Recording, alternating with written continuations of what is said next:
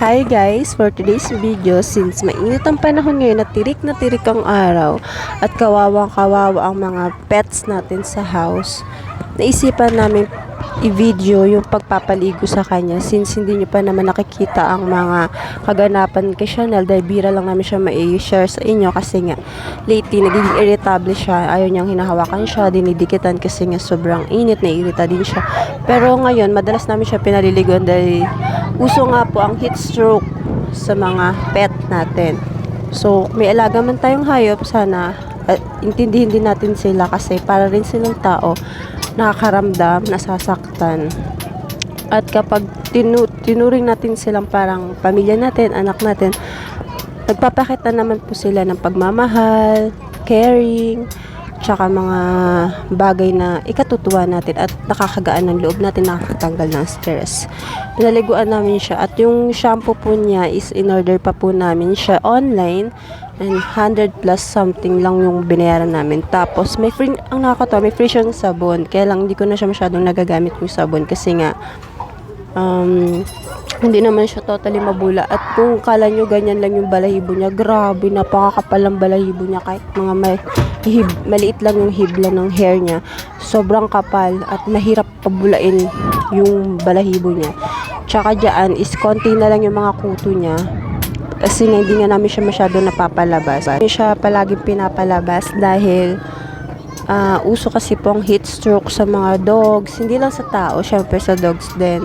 Tsaka nagiging irritable din sila. Syempre hindi natin maiwasan baka sa labas pagka pinakawala natin mag-cause pa ng problem kapag once na inawakan ng ibang bata or naharot ng ibang bata. So, syempre wala pang turok kasi yung dogs namin.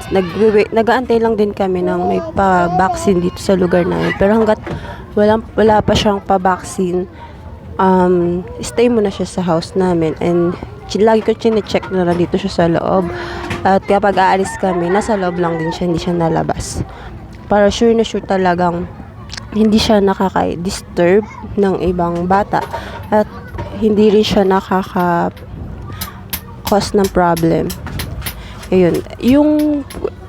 Kung nakita nyo sa mga ibang videos ko, yung pusa namin is naka-experience na siya ng 2 turok at hindi naman siya laging nasa bahay namin. Bihira lang kasi siya nasa amin.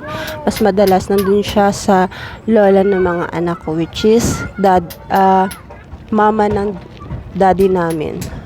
Nandun siya madalas kasi doon mas minsan pinapakain din siya. Siguro nagkukunin siya ng care doon kasi nga dito pinaglalaruan siya ng mga bata, hindi siya nakakapagpahinga. Pero pinagsasabihan ko naman yung mga 2 bata na wag naman nila laging pagtripan yung pusa kasi may damdaman din sila, nasasaktan din sila kapag pinagtitripan sila. Ayan, diba? Feel na feel niya yung tubig. Wag lang talaga ibubus ng biglaan sa kanya yung isang buong tabo kasi dun talaga siya nasya-shock, nabibigla at parang hindi niya alam yung pangyayari. In fairness naman sa kanya is madali siyang shampooan, madali siyang kutuan, madali siyang linisan. Mahirap lang sa kanya is putulan ng kuko, pero piniputulan namin siya ng kuko. Kaso mahirap nga lang minsan ng putulan siya ng kuko, humihingi pa ako ng tulong kay daddy kasi umiiyak siya kapag pinuputulan ng kuko. Sabi niya, ganun pa siya. May pa-effect pa. Pero soon, ipapakita ko sa inyo kung pag pinutulan namin siya ng kuko, kung ano yung reaction niya kapag putol ng kuko. Maiksi pa kasi yung kuko niya dyan, kaya hindi pa namin siya ma-share sa inyo. Pero soon, pag papakita namin sa inyo. Yan. Para po sa nagtatanong kung bakit po siya tumataba, is alternate yung food niya, is pagkain din minsan ng tao, tapos parang snack niya na lang yung dog food niya. Yes, may dog food po siya, kaya po siya ay ganyan. Mas mahirap pong magpakain ng parang pagkain ng tao sa kanya, lalo na yung mga malalansa, yung mga isda, kasi nagkakaroon siya ng mga parang galis-galis sa katawan. Syempre ayaw naman natin mangyari yun at hindi maganda yun sa kanila at lalong nakakairita sa kanila pag may ganun kasi parang sakit na nila sa balat. So hati yung pagkain niya. Pag talagang nagugutom siya at nakukulangan siya sa pagkain na binigay namin, na katulad din ng ulam namin at kanin, dinadagdag na lang namin yung dog food para busog na busog siya. Kasi kahit pinakain na namin siya, guys, grabe talaga yung gutom niya. Parang kala mo hindi talaga siya pinapakain maghapon. Pero pinapakain namin talaga siya. Ang dami pa nga niyang pagkain kaysa doon sa pusa na. Ayan guys, napakita ko sa inyo. Nabigla siya doon sa tubig. Kaya pinilit ko siyang itayo kasi guys, yung baba na yan is nakapatong na siya sa planggana kasi lupa pa yung sahig namin. Hindi pa kasi actually tapos yung house namin, pero soon pag natapos na yung house namin, tutour ko rin kayo sa house namin. Sa ngayon hindi pa kasi siya masyadong tapos at medyo busy din kami, kaya hindi ko siya naipapaayos pa ng tuloy-tuloy. Unti-unti pa lang namin pinapaayos guys yung house, pero soon makikita nyo rin yung result. Ayan. Ayan yung moment to. Sina-check ko pa yung dibdib niya kung merong mga kuto-kuto kasi nakuto ko pa. Pero after kung linisan siya, paliguan, ako naman dyan is naliligo na rin kasi ayoko lalapit ako sa mga anak ko, tapos yiyakap ako sa kanila, o didikit ako sa kanila basa, tapos amoy pa ako sabon. Syempre kinutuhan ko rin siya yung bacteria. At alam niyo naman po guys, yung bunso kong anak is sensitive din yung skin nun. Kaya ako na rin mismo nag-a-adjust din ako na wag silang lalapit sa akin at diretso maliligo ako.